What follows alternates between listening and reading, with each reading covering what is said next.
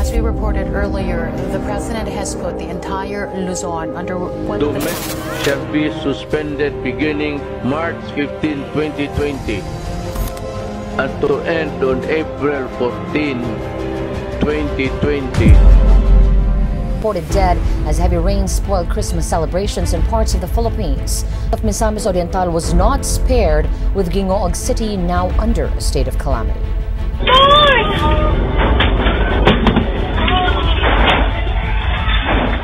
Hundreds of thousands of people have joined a mass protest in the Philippines over a corruption scandal involving dubious flood control projects. Di pa man nakababangon ang Cebu mula sa lindol, hinagupit naman ito ngayon ng malakas na bagyong Tino sa mga pinakatumatak. Kung paanong parang mga laruang lang inanod ng baha ang mga kotse at container van.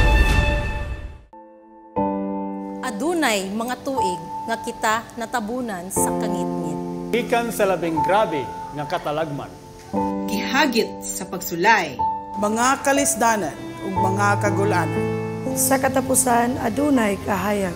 Bisan unsa kagamay, makagiya ka nato sa unahan. Difficulty calls us to rise up.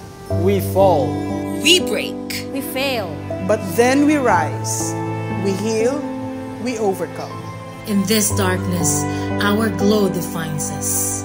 This year, as we celebrate our 78th founding anniversary, honoring the legacy of our alma mater, Christ the King College. Bigger, bolder, brighter. Together, let's go back home.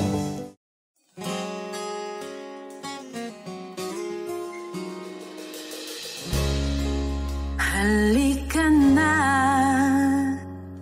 umikit, limutin ang problema. Hihintayin ang umaga.